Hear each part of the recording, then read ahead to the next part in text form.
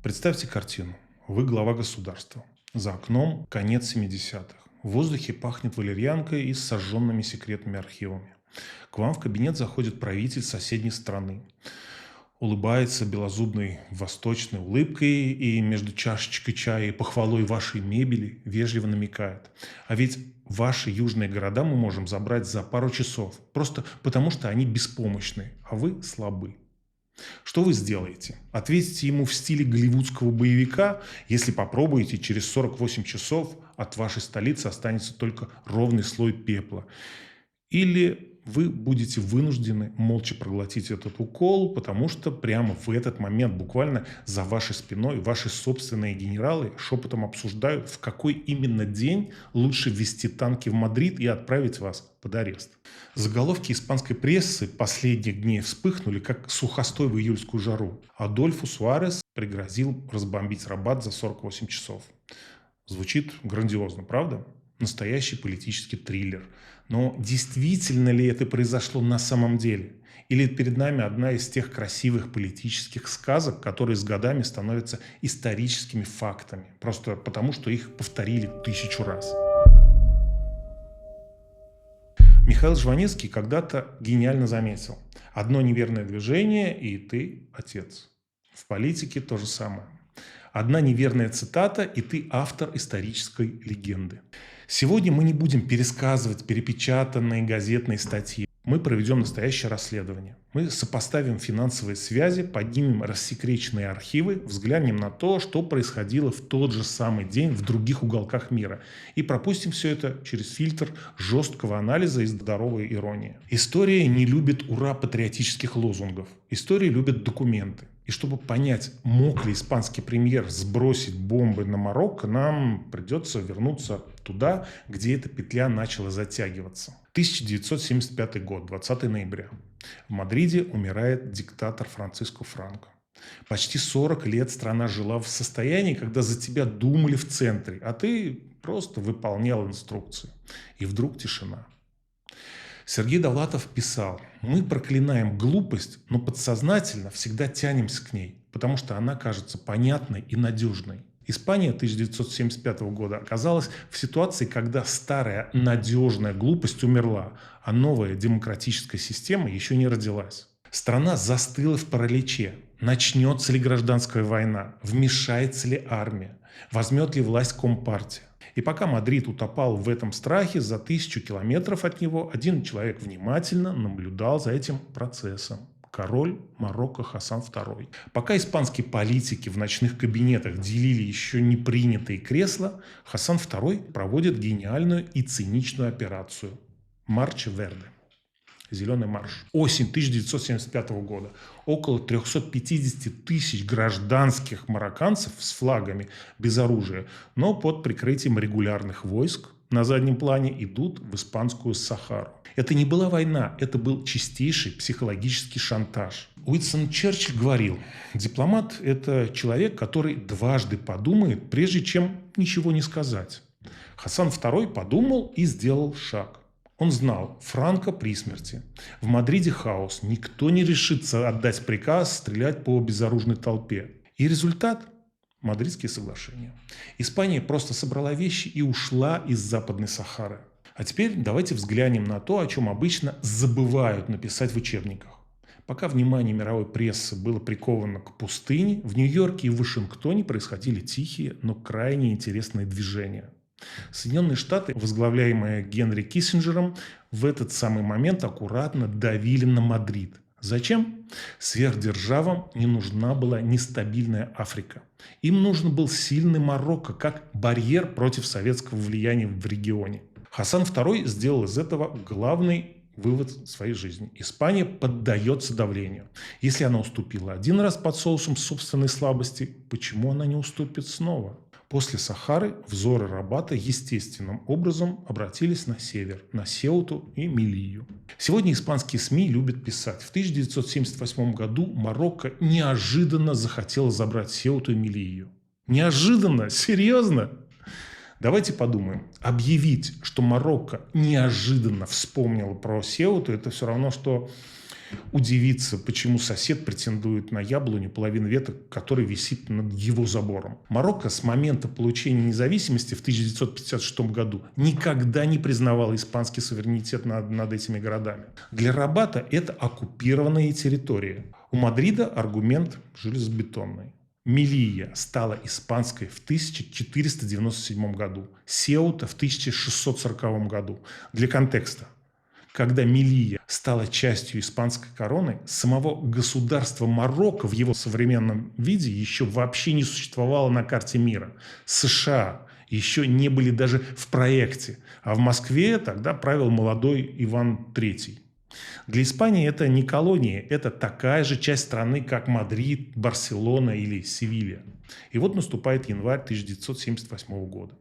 В Мадрид прилетает сам король Хасан II. Его встречает молодой, харизматичный, но находящийся под адским давлением премьер-министр Адольфо Суарес. Давайте на секунду заглянем за кулисы этого визита. Как выглядит ситуация для Суареса? Конституция еще не принята. Экономика в пике. На улицах гремят теракты ультраправых и ультралевых. А главное, ультраправые генералы в Генштабе, так называемый бункер, спят и видят, как бы снести Суареса. За что? Да за то, что он легализовал коммунистическую партию.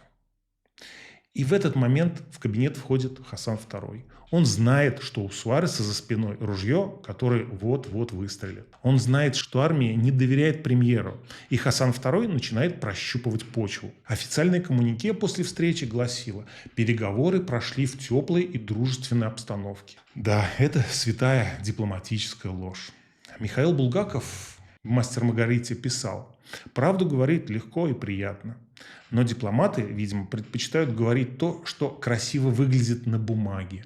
Потому что газета «Эль Паис» уже 31 января 1978 года, пробившись через глянцевые отчеты, выдает реальность. Между лидерами произошел «асперо дуэло диалектико» – жесточайший словесный поединок. Градус разговора был раскален до предела. Но звучала ли там та самая фраза? Итак, легенда гласит, Хасан II с ухмылкой произносит: «Вы же понимаете, Адольф, что Сеут и Мелилья не выдержат внезапного удара наших войск. Мы заберем их за пару часов». На что Адольфо Суарес якобы смотрит ему прямо в глаза и отвечает: «Если вы сделаете это, у меня хватит сил и решимости, чтобы разбомбить Рабат и Касабланку в течение 48 часов». Звучит мощно. Прямо кинолента с Клином Иствудом. Я перерыл архивные подшивки прессы января-февраля 1978 года. «Эль Паис», «АБС», «Ла Вангвардия», отчеты информационного агентства «Эфе». Знаете, сколько раз фраза про бомбардировки Рабата за 48 часов встречается в документах 1978 года? 0. Ее там нет. Вы спросите: «Алекс, так значит, это все выдумки? Нас опять обманули?» Не спешите с выводами. В истории, как и в хорошей литературе, все немного сложнее. Историки знают о синдроме позднего мемуара. Спустя 20, 30 или 40 лет участники событий начинают вспоминать то, что должно было быть сказано, а не то, что было сказано на самом деле. Откуда же взялся этот миф? Давайте разберем 3 реальные версии происхождения этой фразы. Версия первая. Закрытый блеф. Разговор проходил тет-а-тет, без стенографистов. Мог ли Суарес, находясь в отчаянном положении, пойти на вымогательский блеф? Мог. Суарес был гением политического риска. Но документ 1978 года об этом молчит. Версия вторая. Военно-технический контекст. Самое интересное, на мой взгляд. Давайте сопоставим факты, которые обычно не связывают. В 1978 году ВВС Испании как раз проходили перевооружение. Испания закупала французские истребители «Мираж F1» и американский F-4 «Фантом». Могла ли испанская авиация в 1978 году действительно нанести удар по Рабату? Военные эксперты говорят: технически да. Базы в Андалусии позволяли это сделать. Мог ли Суарес в разговоре сухо упомянуть: например, наши планы обороны включают оперативные удары по инфраструктуре противника в первые 48 часов? Вполне. А через 30 лет журналисты просто перевели сухой военный язык на язык пафосных заголовков. Версия третья. Политическая трансформация. История передавалась как сарафанное радио. В 1990-х кто-то из близкого окружения Суареса в интервью обронил. Суарес дал понять Хасану, что реакция будет жесткой. В 2000-х годах другой автор написал, Суарес намекнул на возможность удара. В 2020-х годах интернет-издания выдали заголовок «Суарес пригрозил разбомбить Рабат за 48 часов». Вот так сухое дипломатическое предупреждение превращается в голливудскую цитату. Маргарет Тэтчер однажды замешкалась и произнесла: «Быть влиятельной – это как быть леди. Если вам приходится говорить людям, что вы леди, значит, вы ею не являетесь. Если государству приходится кричать о бомбардировках, значит, институты этого государства трещат по швам». Но почему эта история разорвала испанское информационное пространство именно сейчас? Почему в 2026 году все снова вспомнили переговоры почти полвека назад? Потому что методы меняются, а геополитика остается. Вы задумывались, почему в 1975 году был «Зеленый марш», а в мае 2021 года произошел так называемый кризис в Сеуте, когда за 48 часов, и снова эти 48 часов, границу Сеуты пересекли более 8 тысяч человек, потому что марокканские пограничники случайно отошли в сторону. Это и есть то, о чем мы говорим на нашем канале. Сопоставление событий, которые кажутся разрозненными. В 1978 году Марокко прощупывало Испанию через прямые политические требования. Сегодня арсенал изменился. Прямые угрозы военного нападения устарели. За них можно получить санкции или ответ от НАТО. В 21 веке используется то, что политологи называют гибридным давлением. Контроль над миграционными потоками, споры о морских границах и разведке нефти и газа у Канарских островов, торговые блокировки и закрытие таможен в Сеуте и Мелилье. И вот вам парадокс, о котором молчат СМИ. В 1978 году Суарес был слаб внутри страны. Его ненавидели собственные генералы, но Испания была относительно независима в принятии решений. Сегодня Испания член ЕС и НАТО. Казалось бы, за спиной Мадрида стоит вся мощь западного мира. Но стала ли позиция Мадрида сильнее? Когда в 2021 году возник кризис в Сеуте, Брюссель выразил глубокую озабоченность. Выражение «глубокая озабоченность» в современной политике – это все равно, что предложить тонущему человеку брошюру о вреде сырости. Марокко прекрасно понимает, у Европы есть слабое место – страх перед миграционным хаосом. И Рабат умело пользуется этим рычагом. Так же, как Хасан II пользовался страхом Мадрида перед войной 1975. Что мы имеем в сухом остатке?